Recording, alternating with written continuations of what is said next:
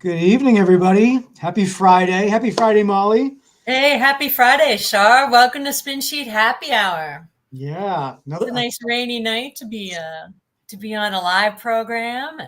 And chilly. It's chilly out there. Yeah, it's chilly in here. That's why I'm wearing my Mount Gay jacket tonight. I'm in uniform.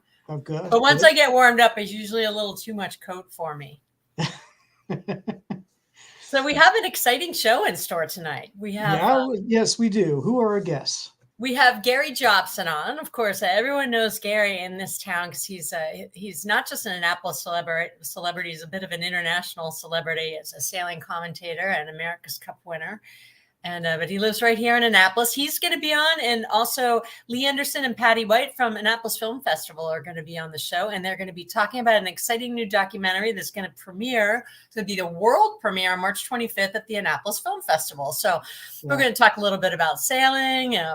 Both the founders of the film festival are sailors. We're going to talk about how the film came to Annapolis and about the film itself. And then Gary says he's got some salty tales to tell about Buddy and about life, and I'm sure that our audience members will have some questions. So, cool. So anyway, it's an exciting show.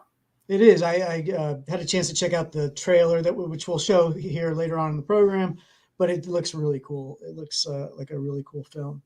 But before we do anything, let's thank our sponsor, Mount Gay. Thank you, Mount Gay. And we have a special treat. It's a new cocktail. Observers will note that we have probably made the daiquiri. We've been pushing the daiquiri hard on this. Yeah, pushing that daiquiri hard. Yeah. But you guys don't know how to make it by heart, so it's time to shift gears. Exactly. So we've got another drink, the Jungle Bird, and it is. He'll tell you in the video, but it's like National Cocktail Month or week or something like that. So anyway, drink up. In the state of Florida, and today we're going to be making the cocktail the Jungle Bird in recognition of National Cocktail Day, which lands this month, March 24th. Barbados being the home of Mount Gay and Mount Gay being the home of rum, we thought that there would be no better representation of Barbados than this cocktail. So for this cocktail, we will start off with fresh lime juice. So you're going to take 1 ounce of fresh lime juice. This is going to be our acid component of the cocktail. And next we are going to use, you can use any bitter aperitif. Today we're going to use Campari. So 3/4 ounces of Campari right into the tin. Then we're going to take 3/4 ounces of pineapple syrup. For the pineapple syrup here, you can just take regular sugar, water, and some pineapple, boil it, let it all incorporate together, and then strain it off. And then for our final ingredient, we are going to use the star of the show, Mount Gay Black Barrel. So the reason why we chose Black Barrel instead of all the other marks is because the Black Barrel is finished in deeply charred bourbon barrels, which really brings these nice baking spice notes out, and that pairs really well with the tropical flavors of the rest of the cocktail. So once you have all that in your tin, get some ice.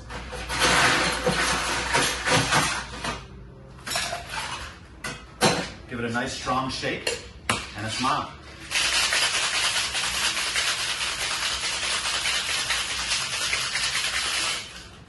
You want to shake pretty hard. We're going to get a nice foam on the pineapple.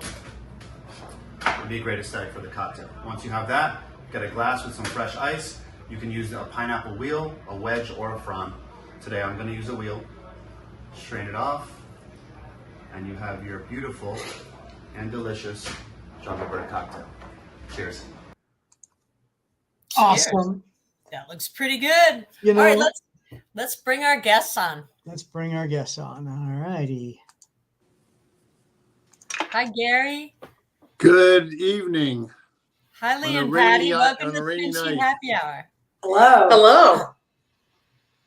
I can't believe, Gary, this is the first time we've had you on the program. We're excited to have you here. No better time than the present. That's right. Well, welcome, everybody.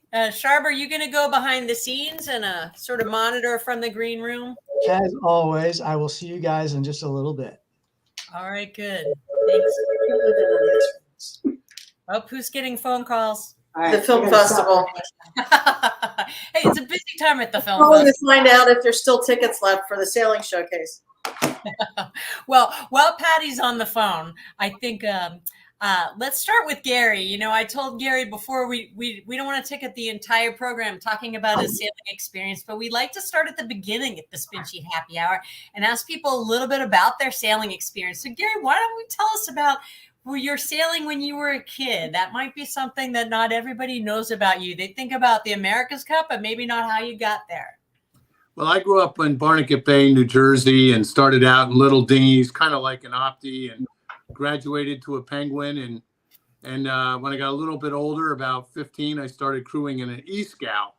Very cool boat, to say the least. And that led me on to New York Maritime College, where I raced a lot. And that's where I met Ted Turner. And on I went to a long career. And now I still race some, but I love just going out day sailing. I got a really nifty 32-foot blue sloop that I sail around the Chesapeake, and it's some of my greatest sails is going out and doing that. Yeah. Well, I'll tell you, you do have a beautiful boat, Gary, because I keep my eye on her because I paddle back there sometimes, and I'd look and say, oh, look, there she is, or, oh, Gary's out today. So I keep my eye on your boat. Yeah, the only thing is I'd like to be out more than I get out, but yes, thank you. Yeah. Yeah. Well, Lee and Patty, you know, when I had Lee on the phone, and she said there's a best kept secret about me and that she actually has quite a sailing background. And I come to find out that Patty does too. So why don't you ladies tell us a little bit about your sailing? Oh, wait, once we ogle Gary's boat a little bit. Wow, the whirlwind. She's beautiful. That is a beautiful boat. Mm-hmm. Yeah. So it's a Hood 32 with a asymmetrical spinnaker. It sails beautifully. And the cool thing, it's got an electric motor. And if you run it down a little bit, you can turn it on. The prop will spin and it'll charge the battery again and get it back to 100% in 20 minutes of sailing. Then I shut it off so the prop doesn't spin and I'm all charged up. So very cool. Wow. That's a beautiful boat. Can't wait to see you out there this season.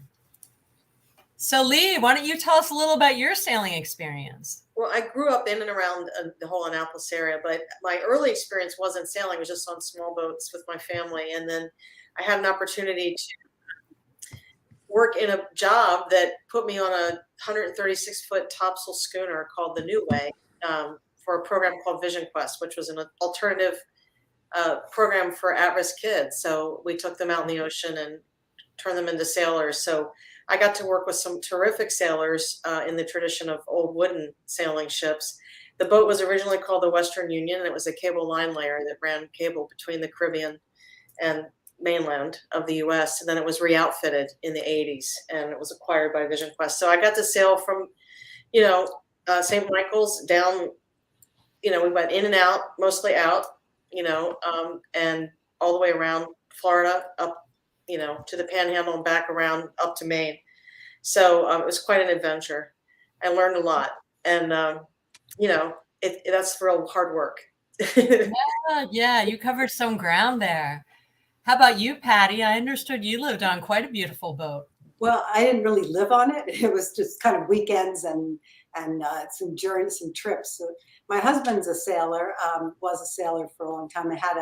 Was involved in the sailing business here in Annapolis. He still is in Outer Reef. And what kind of boat is that? It's a trawler. That's right. That's what he's doing now. But back then, they had the big sailboats, but we had a boat, Hans Christian they had, but we had a boat before he got into that, Choi Lee schooner. And we spent a lot of time on that. We sailed it up to Block Island, went through a few hurricanes because I'm like, what are we doing? But I learned a lot about sailing. We'd take friends and we'd go and do those wonderful trips between New Jersey and Block Island and up to the Vineyard and around there. So it was great. The cool part is that we named our boat Star Thrower. And when my sons got into the film business, they're filmmakers now, they named their company Star Thrower. So the legend continues. That's good. It all comes back. It all gets back to sailing and film, which is why we ended up together tonight. So before we talk about how Gary brought this film to you, let's, for anyone who's not familiar with it, can you guys just explain what Annapolis Film Festival is, how long you've been around, and And because it's not just a sailing film festival, that's just a very small piece of what you do. And so why don't you tell us about that? Okay, so the film festival is now in its 11th year. It's 4 days long. This year it's March 23rd to the 26th. We always have 70 plus films. I think this year it's closer to 90 films, comprised of shorts, documentaries, and narrative features, a few animations. And it's really something for everyone. We always have specific showcases and spotlight films.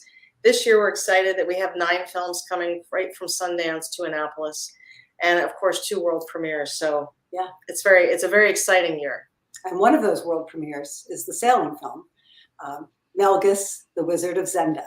And that came to us via Gary, who I was bugging for several days saying, there's not a new sailing film out there, because we always have a sailing showcase. I said, there's nothing to show that's of value. What am I going to do? And he said, oh, well, there's some older films and let me think about it. And then he called back one day and he said, there's a film that isn't quite finished, but it's almost finished. And, I think this is something that you might really want to consider. And so he said, let me call the filmmakers. So he did. And the next thing I know, we got a link to this rough cut, which was really more than a rough cut at that point. And we took a look at it and said, this is perfect for our sailing showcase and for Annapolis. Then we had to deal with the fact that it had never been seen, and we had to convince them that they wanted to premiere here in Annapolis with us. So Gary, how did you hear about this film? I know you kind of you're on the cutting edge of hearing about sailing stuff. I'm just curious how you heard about it. Well, there's a woman out has got a summer place in Lake Geneva, and I think she's from Kansas City. And she's so inspired by the great Buddy Melgus, who's now 93 years old, and decided to commission a documentary on Buddy's life. And a filmmaker from Kansas City, Mark Honer, got onto the project. And no sooner did he get into the project that this COVID-19 pandemic hit, and it became a little bit more challenging. But he went around and interviewed some notables, Dennis Conner being one of them, the great sailor from Australia, John Bertrand, Peter Harkin, and the Melgus children, among others. And they got a lot of good footage and interviews with Buddy through the years. Buddy Melgus, in my view, is one of the great American sailors, if not the greatest American sailor of our age. Buddy won a gold medal in the Olympics in the sailing class in 1972. He's won something like 60 world championships. At the age of 62, in 1992, he was the helmsman of the winning America's Cup boat, America Cube, defeating Amore de Venezia from Italy with a 33-year-old skipper, Paul Kayart, who was here in Annapolis last night. And so Buddy's an intriguing story. I mean, not many helmsmen can win at the age of 62. The average age of a winning helmsman in America's Cup is 38. Buddy was 62 years old. Talk about longevity. That's pretty impressive. Yeah. And of course, Patty and I certainly aren't even close to getting to be 62 years old quite yet, but long way off for us. So anyway, it was, I knew about it, and they came here to Annapolis, and we did a long sit-down interview. I want to say it was 2 hours for me, so they must have been thorough with everybody. And my interviews are laced throughout the film with the others, and it tells the Buddy Melgus story. And he had some ups and downs along the way, as we all do, and that's very compelling, and how he grew up to become so good, and how he's passed it on, not only to his children, but his grandchildren are sailing up a storm. In fact, his grandson, Harry IV, was the Rolex Yachtsman of the Year a year and a half ago. Wow. Pretty impressive. I think he was 21 or so at the time. Pretty young. Most Yachtsmen of the Year are not 21. They're older than that, but he was. Well, before I ask, sort of what appealed to you ladies from Annapolis Film Festival about the film, would you guys like to see the trailer? We have the trailer lined up. Great. Here it is. He's a tremendous competitor. Take the ball up right now. Very fierce. Always on the attack. If I'm going out, I'm going around the buoys and try to beat up on somebody else. I mean, he's as tough as nails. Buddy could do anything he wants. He's just that kind of talent. He was indeed a superb sailor. And I remember him slamming his fist on the deck and saying, damn it, I want this place. There aren't a lot of sailors who have won the number of national and international championships that Buddy Melgus has.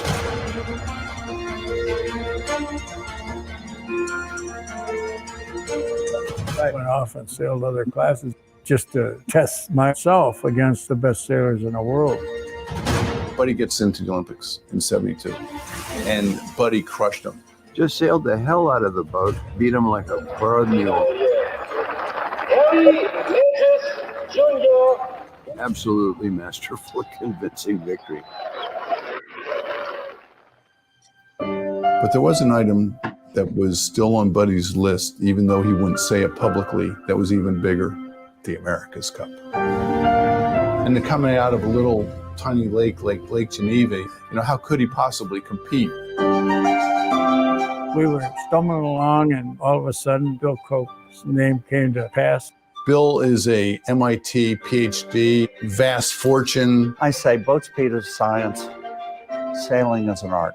Buddy was the artist. The Leonardo da Vinci of sailing. The combination of the brilliance of Buddy Melgus and the technology of Bill Koch together, the art and science of sailing, it worked. You gotta turn around and look at this. We're always learning from the time that we spent together. He was always teaching me something. Buddy is doing this at a higher level than anybody else. He's got they call it a sixth sense. And he's always 3 or 4 moves ahead. And then he knew the wind had shifted. Off he goes, wham. Buddy Melgus, in my view, is one of the greatest sailors of our age, by far. He's the greatest sailor that the United States has ever produced. I've sailed with all the best names in the sport. And Buddy's a cut above.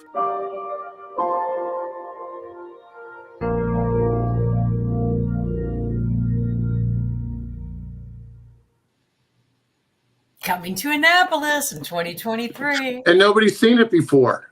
That's so exciting. It is. It's really exciting. So, Gary, you got good placement in the trailer there. You downplayed your your role. Well, I had nothing to do with the editing, but I sat here and talked about Buddy.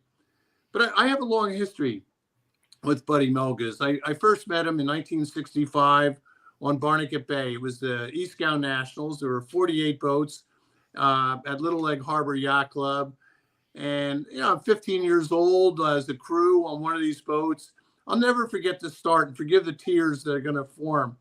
The starting line goes, we're in the middle of the fleet. It's very exciting. I'm kind of nervous. And the boat takes off.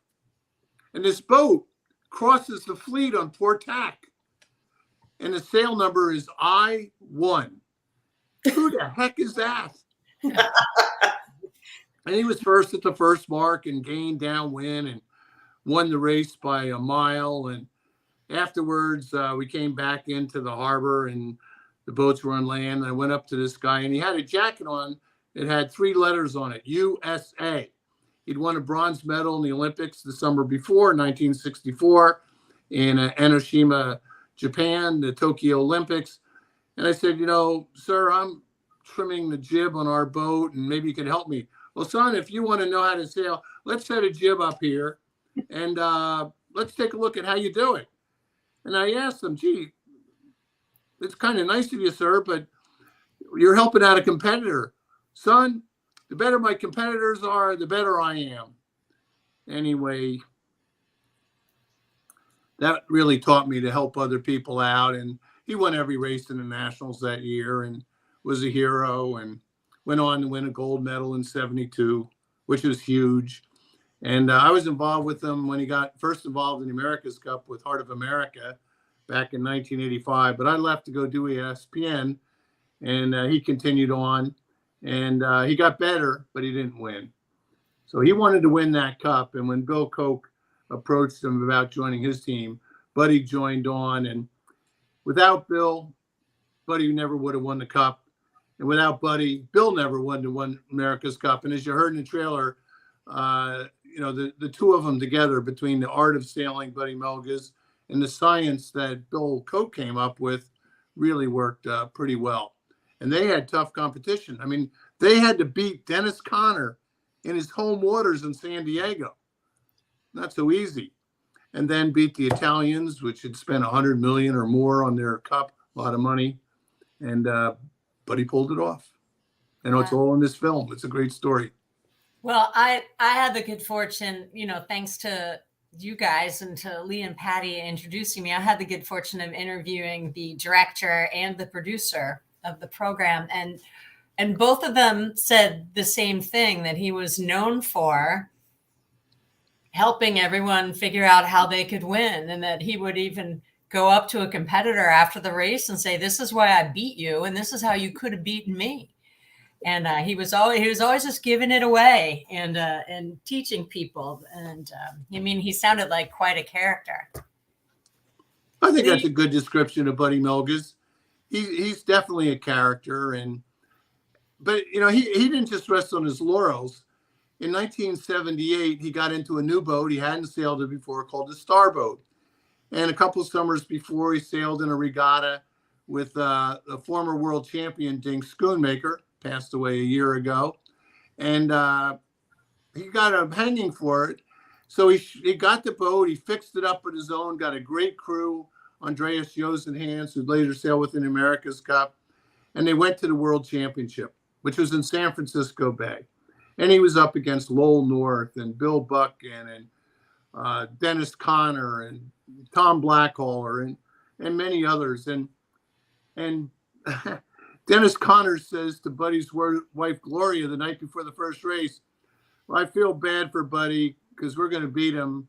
And Buddy's at a disadvantage because he's got to use his own sails. I think Buddy Melges was 3 minutes ahead at the first mark of the Worlds and went on to win all the rest of the races and clobbered Dennis Conner. And I'm not sure Conner's ever recovered from that drug. And then just to put an exclamation on it, Buddy stayed in the class for another year, and the Worlds the next year was over in Europe, and Buddy went over there and won them too. Mm-hmm. And that's just one slice of it. The man he's still with us. He's 93 years old now and watching his grandson tear up the world, who was last year, 2021, named the Rolex Yachtsman of the Year. He's 21 years old, the grandson. So I don't know what the science is, but there must be some genes there. Yeah. Yeah. Well, but I have a question for Lee and Patty, but I see that there's a question from the audience that's where Gary's already is. So what do you think? What do you attribute Buddy's skills and knowledge that exceeded his competitors? Well, he certainly is a natural sailor and very gifted at reading the wind. He also is a guy that you love sailing with, so he is good at organizing a crew. He also has a very unique way of figuring out how to make a boat go fast with sail trim and mast tuning, and then simplifying everything. So everything on the boat works really well, but it's simpler than the competition, so we can adjust things faster. And so you put all of that together. What he will tell you, it's all the little tiny things that end up making a big difference. And Mark Honer's production company named it because Buddy uses this word. It's not a word, but he says, if you want to win races, you just sail more quicklier. I asked Buddy, he said, quicklier, is that a word? He goes, well, when you're winning, it is. Oh, that's great. So Lee and Patty, from your perspective, you guys see hundreds of films every year. What makes this as a film a special one? Well, when I first saw it, I was sort of I was just expecting, we've seen a lot of sailing films and they're beautiful and they're wonderful to watch. And we're trying to find something that's going to excite our audience. And one of the problems we have is that a lot of films that come in don't have enough actual sailing in it. There's not enough adventure. There's not enough excitement. And there's sometimes good story and you're following people and it's great for a documentary. But we know our sailing audience here and we know they want to see those boats in the water doing something. So when we saw this, the sailing footage was really exciting. I mean, it was vintage. The America's Cup footage is vintage, and then the newer stuff. And it just it told the story, and it was such a rich story of Buddy's life and his family and all the people that he came in contact with, and actually the competitive sailing world. But it also just took you there because it just felt exciting. You were in the water with it. The cinematography was great. And that was like, yep, that's the film for us. Well, and one of the things that makes this so wonderful is it's hard enough to tell a good story. But some sailing films, they're beautiful, they're majestic, but this combines like knowledge, expertise, technique, actual footage. It's very exciting, especially if you're a racer. Mm-hmm. And I think just yachty people who want to go out and enjoy their day are going to be interested in this too. I mean, because if you like being on the water and you like the whole concept of sailing, whether you're racing or cruising, I mean, this is just a lovely film and a wonderful story to tell. Yeah, it's a human interest story too. You know, I say, you know, these high-end races are boat shows like the Olympics, America's Cup, but they're also people shows. Yeah. And I think that comes through. And you get to know families, Buddy's family, and what made him so special. And we hear from him, from as a young person to an older person. You know, you saw a couple clips there. Hey, look at this. I mean, when that picture was taken, he was 91 years old out watching his grandson. Still excited about it. Pretty cool.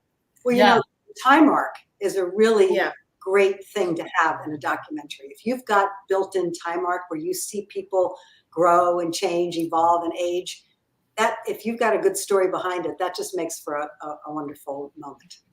Well, I know and I know this just from interviewing the director and the producer, when they first started to interview Buddy for this film, they didn't intend it to be a documentary. They were just making a little half-hour-long legacy film for the Lake Geneva Yacht Club because they were going to raise the building and put up a new one. And they just started to interview him, and Mark started to look at all the footage that they got because he was a good interview. And when they first interviewed him, I think he was only 80 years old, so this was a while ago.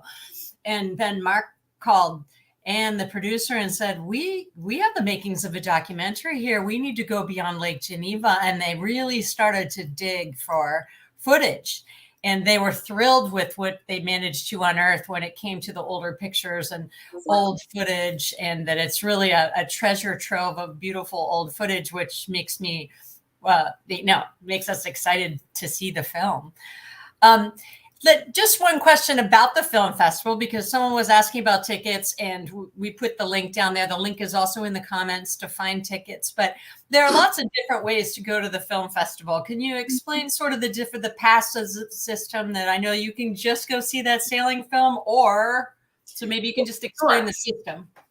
So, well, thank you for bringing that up. Yes, you can just get a single pass to the sailing showcase for $15, or you can buy a 6-pack of tickets. You can buy a festival pass, which gets you into opening night and the after party, unlimited films and panels. Or you can buy a premium pass if you really like to party. You want to party a lot, get the silver pass. And there's just many ways to go, but all of it's fun and all of it's really inclusive. So it's really easy. Just go right to AnnapolisFilmFestival.org. And our program just went up yesterday, so you can just browse through. I would come up with a strategy if you're coming for the weekend. You definitely want to map out your selections. Also, there's really something for everyone. All the communities, blend the communities together. It's one of the great arts events in our county that actually brings people together. And I think we're going into our 11th year, and I think that's what we're the most proud of. We've brought our community, all aspects of our community together. They're watching films, they're sharing conversations, they're evolving the community. And we're excited to do that again this year. We hope everybody comes. And the other the thing that makes a festival different than just going to the movies is we bring people. Right. So we're bringing Mark, we're bringing Ann to have a conversation with Gary and Joe Newmeyer. And Right. you're going to be able to ask questions and actually engage and interact and find out a lot of things that went into the art of making the film what it is. So I know those of us who are regulars at the film festival, we have our own way of going about it. Like I like to go to the opening night because I think opening night is really special. And then I usually pick or choose a couple little films in between. And then I like to go to Best of the Fest at the end. Yeah. Because either those are the films that have been judged the best ones in the film festival. And for anyone who has the stamina to sit there for 4 hours and watch the best documentary and the best short and the best feature film, it's really special.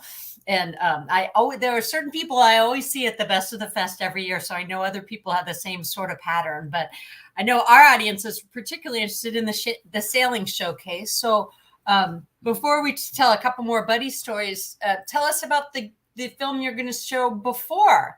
Oh, yeah. Fresh Friday. Yeah, we have a short film about Sharon Green, who's the big yacht photographer, very adventurous woman who Gary will be able to tell you more about her because he knows her pretty well.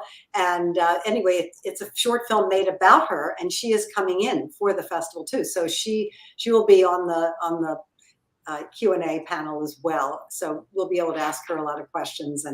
But it's a charming little short. About her life and story. It also has an age arc in it, where you get her young and I think she has a calendar that comes out every year. It's quite beautiful calendar. Maybe she'll bring it and have people and sign it for people. We'll see. Yeah, the Ultimate Sailing Calendar is by far one of the best that comes out, and Sharon's been at it a long time, although she seems to be ageless. I mean, she doesn't change much in 40 years. And she's very energetic and, has done a good job positioning herself and getting on the right boats. And she's got quite a collection. I have a couple books over my shoulder that she's written and provided photographs for.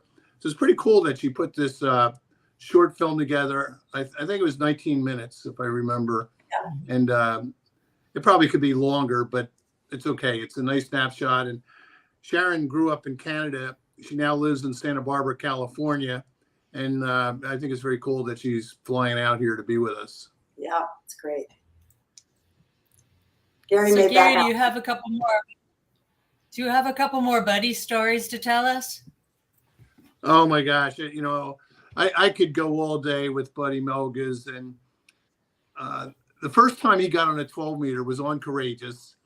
And he came, I kind of suggested to Ted Turner that we get Buddy on and maybe he could look around and see something. And Buddy got on the boat. He's used to scows and stars. And he kind of looked up the mast and, oh, that's pretty big. I said, well, go right underneath the mast and take a look at the mast spin, because 12 meter masts spin a lot. And he looked back and wide eyed, and we did a practice start, and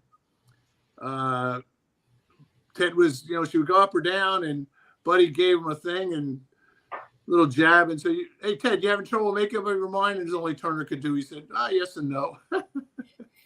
We got a good laugh out of that. I mean, Buddy, he's so full of Buddyisms.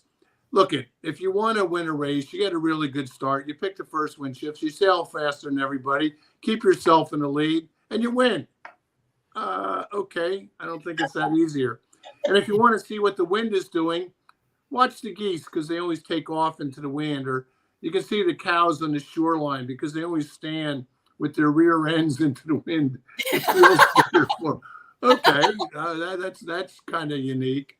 But he came back from Germany after that Olympics, and he bought himself a convertible Mercedes-Benz, which he proudly drove around Wisconsin for a lot of years. And he's really big on duck hunting. He's got a small place up in northern Wisconsin, and he likes to go up there. And I think the man is happiest when it's below freezing, raining, or snowing, and he's shooting ducks. And he's such a good shot that he'll hit 2 ducks with 1 shot. He waits to get two of them lined up, and bam, fits both of them. He's that good at it, but he's good at everything. One day we're staying at his house and we're driving down the yacht club. He says, "Oh, let me stop by the shop just to see if anything's going on." This is 9 o'clock on a Sunday morning. And we get there and some guy had driven up and had his E-Scow in a trailer behind him. And Buddy says, "Oh, you got a problem?" I don't know what to do. My forestay's broken here." But he spent the next hour fixing the thing for the guy. And I said, "Buddy, we got to get down to the club." "Well, he needs to race. We got to get him down on the water so he can race today." I said, "Oh my God."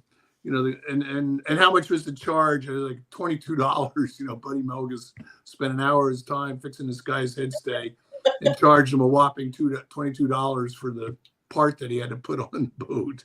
But that's kind of typifies what he's all about. Yeah, I forgot to explain for anyone who doesn't know what Zenda is. It's a little town. Well, Zenda is a little town. Buddy lives on Lake Geneva in a town called Fontana. And if you drive about 15 minutes into the wheat field or cornfields, you'll come to a town, Zenda. And you say, "Buddy, this is kind of the end of the world." He says, "No, but you can see it from there." And there's a post office in Zenda, and I think there's a gas station and a half a dozen houses, and then Buddy's boat shop, Melga's Boat Works. And his father was a boat builder, and his father was a little bit of a tough taskmaster and really pushed Buddy hard when he was a youngster. And one of the reasons he's so good is the emphasis on his father. And Buddy was a veteran from the Korean War era. He missed World War II and he was the head of Vietnam, but he did serve in the military during the Korean War. And I don't know, if I were to make a list of the top 10 sailors that I've ever known from the United States, I'd put him number one. Wow. There's others. I mean, Dennis Connor's really good, and Lowell North, and Ted Turner was a great sailor in his day. But Buddy, and the reason I put him there is he's done the full breadth. Big boats, really little huge boats, variety of match racing, fleet racing, Olympics, America's Cup, World Championships, International Star Class. I mean, people will become specialists in winning stars, or they're really good like Mossbacher in the America's Cup. But to do all of it, nobody else has done that. Yeah, that's pretty incredible. And win. It's one thing to do it. I've done a lot of it, but I don't win at everything. Yeah. Buddy sure has. Well, I stumbled upon Lake Geneva one time 30 years ago. I was at a wedding and we decided to take a drive while killing time. And we went to Lake Geneva. And I said, "What is this place? It's stunning. It's a beautiful town." It was in the middle of the summer. There were sailboats all over the lake. And we said, we dubbed it the Annapolis of the Midwest. And as it turns out, we weren't that far off the mark. Well, it's quite an upscale lake. I mean, those waterfront properties are pretty valuable. Oh, yeah. And it's relatively close, maybe an hour and a half from downtown Chicago. So you got a lot of people coming up in the summer places. And as you saw, it's surprisingly bigger than you thought. It's probably 2 miles across, and from one end to the other is 10 or 12 miles at least. And it's a glacial lake, and Minnesota and Wisconsin have lots of glacial lakes up there, in addition to the Great Lakes. So the Great Wisconsin Ice Sheet did us a favor. And in the winter, they all go ice boating. And of course, Buddy's won, I think the graphic showed 7 world championships in ice boats, and apparently still goes out and zips around at 70 miles an hour on an ice boat. Well, those guys are certifiable, the ice boaters. But if you go to the Lake Geneva Yacht Club website right now on the front page are a bunch of ice boats. I don't know if that was a recent picture, but tis the season, I guess, for the ice boat photo on the front page of the website. Yeah, and a couple of years ago, they built a new junior sailing center on the property, and it's the Buddy Melga's Sailing Center, appropriately named. Yeah. Yeah. Well, it was when they were going to raise the old yacht club and build the new one that they started to interview him, just sort of to remember the old club and everything. So there is a question buried in here for you, Gary, that's not related to Buddy Melgus, but someone had it in America's Cup question, so we might as well ask it because we're getting toward the end here. It said, we met once at the New York Yacht Club bar at 44th Street Club back when I lived in that sounds dangerous. Yeah. Probably 1991. What do you probably make having of a Mount America's Gay. Cup? What do you make of the America's Cup now and the foiling boats? Thanks, Courtney, for the question. Well, Courtney Jenkins. Well, it certainly has changed. The foiling monohulls that we have today are a far cry from the 12 meters. These new boats are a lot faster. Look, the America's Cup's always been about technology and advancing it, and that's where we're seeing today. I kind of like the tactical quandary of what to do in a 12 meter and the strategic thinking that goes on. And my criticism is that the pendulum has gone too far. Let me get my finger there. Too far in the direction of technology, and we ought to bring it back a little bit more seat of the pants sailors. I was with American Magic a couple weeks ago down in their training camp in Pensacola, and it's quite an impressive operation. They're going to be stronger than they were last time. I don't know if they're going to win. I hope they win because I want to see the cup back in the USA sometime in the near future. You know, I was there when we lost it in 1983, and I was there when we lost it again in 1995, and I'm not getting younger. And hopefully we see the cup back on our shores sometime in the near future. Yeah. So, you know, I think the boats are cool. I miss the elegance of the match racing and the monohulls, and but the boats sure go fast. Yeah. You know, they can sail 4 times the speed of the wind. Just think about it. So it's blowing 8 nautical miles per hour, nice light air day, and they're going 32 knots. That's impressive. 4 times the speed of the wind. Yeah. Well, I remember, Gary, when you were out in San Francisco, as I recall, they took you for a spin. Oh, on Oracle Team USA. Yeah. I kind of remember you said it was a little scary. Well, John Kostecki was the tactician as I walked down the dock, and they're handing me life vests and a helmet and oxygen tank. He said, pay attention to the safety lesson. And I did. And, you know, we're out there speeding around at 47 knots. It's fascinating when you get on the foil because it's so quiet. You know, you don't have that nice water against the hull. You're up in the foil, and because everything is highly stressed, and it's fast, and the boat whips around. So I kept that. I spent the whole day out with them, and I don't want to be the one to fall overboard. So I made sure I was very careful crossing from one side of the boat. But even that's changed. These foiling monohulls in the next cup that's going to take place in Barcelona next year, the crews stay on one side of the boat. So there's only 8 crew on the 75-foot boat, and 4 are one side and 4 on the other. So the helmsman, there's going to be a starboard tack helmsman and a port tack helmsman. And then one is called the flight controller, handles the foils, and the other is the sail trimmer. And then 4 crew are cyclists, and all they do is turn the bicycle pedals to power up all the hydraulics. That's the crew. Yeah. Looks like Wayne Cassidy has a question. Hi, Wayne. Thanks for joining us. Would you like to share the unscripted televised comment from Buddy to Cook near the finish when Bill was wanting to steer? Well, you know, there was a tension there. I think Bill wanted to steer a lot, but Bill's pretty pragmatic. He knew that he had the best helmsman in the world with Buddy Melgus on the boat.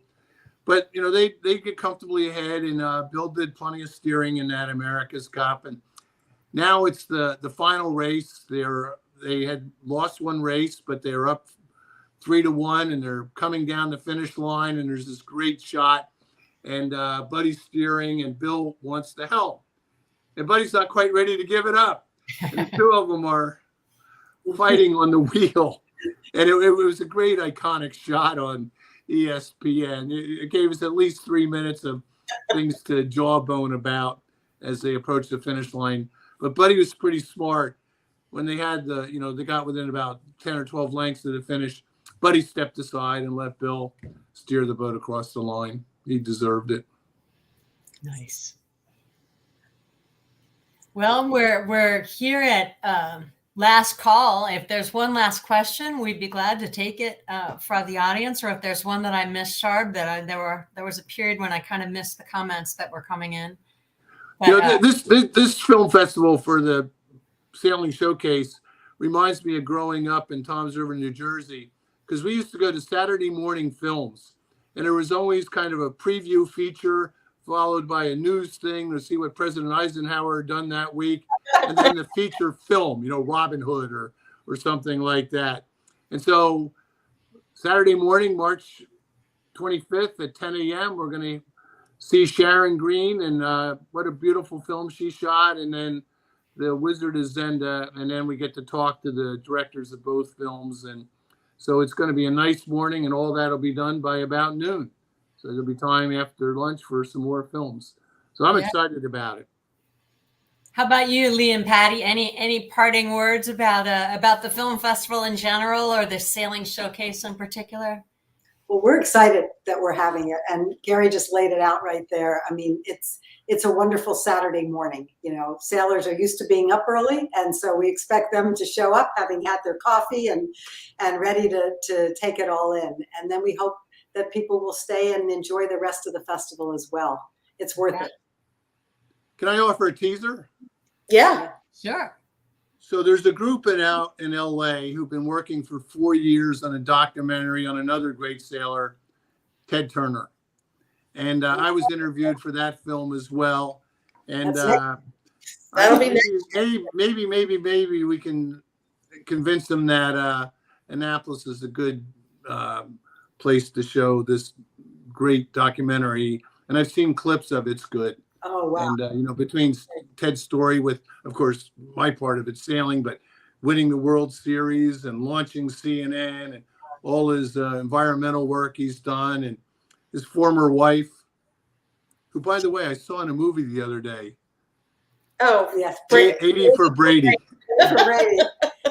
Jane. Yeah, we worked with her. She narrated one of our films. We worked closely with her.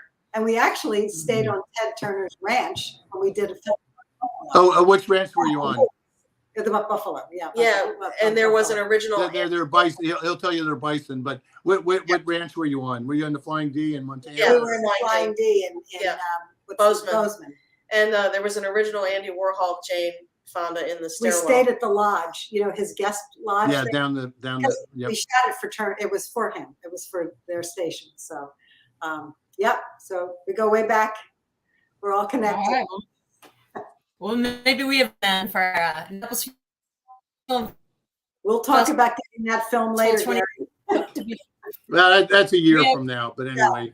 We're planning ahead because we have a very sailing savvy crowd here, so we don't want to ever disappoint. Right. Yeah. We have two final questions that have rolled in. One's from Amy Harris. If you want to pop that one up, it's about Buddy. Did Buddy enjoy the America's Cup, or which event best, do you think?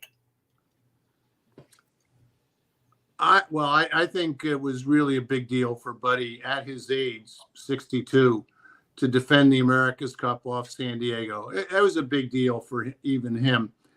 But I have a gut feeling when he clobbered Connor and North and Blackhauler and San Francisco Bay in that Star World Championship, I think that brings a bigger smile than anything.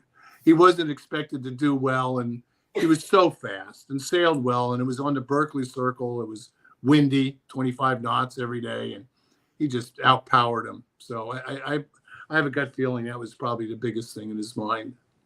Yeah, and there's also a question here from John Anthony, president of CBYRA. Gary, can you comment on how we can do a better job supporting our Olympians? Well, we can certainly do that. The Annapolis Yacht Club Foundation had an event at Annapolis Yacht Club last night. Paul Kayard was there, and we had 3 prospective Olympians from Annapolis on stage. I got to do an interview with them. So donating money to young Olympians or aspiring Olympians is a good way to do it.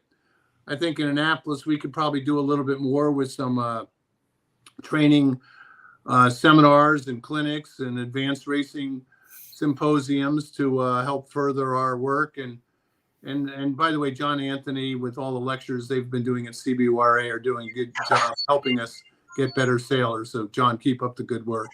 Yeah, absolutely. I agree. Thank you guys for your questions, and thank you guys for being such great guests. Anyone who didn't see where to buy tickets, you go to AnnapolisFilmFestival.com and click on tickets. But, before you go and buy them, I would recommend really check out the film festival there.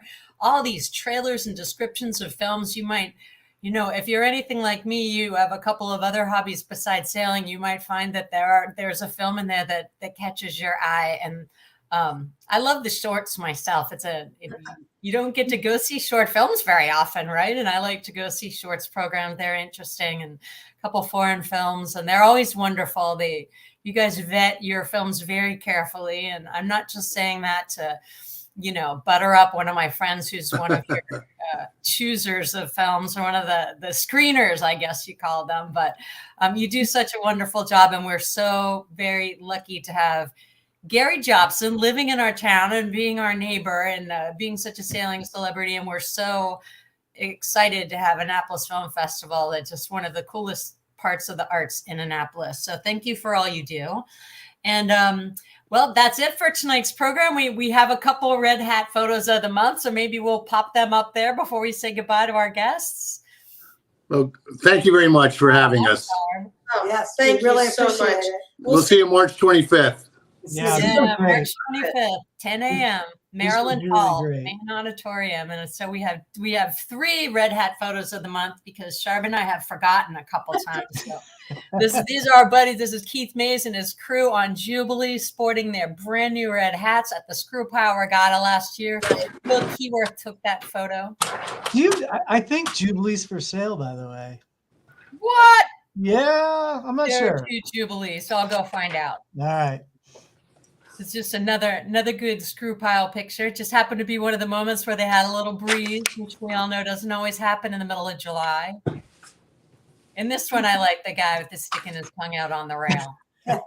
If you make a funny face on the rail, you're likely to get, and you're wearing a red hat, you're likely to end up on the program. So those are Screw Pile Regatta. Go check out screwpile.com. SpinSheet is a longtime sponsor of that, as is Mount Gay. Oh, speaking of Mount Gay sponsorships, is there one other thing we needed to mention? Yes. Mount Gay is the official rum of the Annapolis Film Festival this year. Oh, there you go. Of course it is. Mount Gay. Excited to have them. That's great. Yeah, that's very cool. They're smart. Drink Yeah. up, everybody. Well, thank you guys again for Thank a you, great everybody. show. Cheers. Have a good weekend. Have Cheers. a safe weekend. Thank you. Thank you to Mount Gay. Thank you to you guys. Thanks for everybody for watching. We'll see you next time. All right. Good night, everybody. Good night. Bye-bye.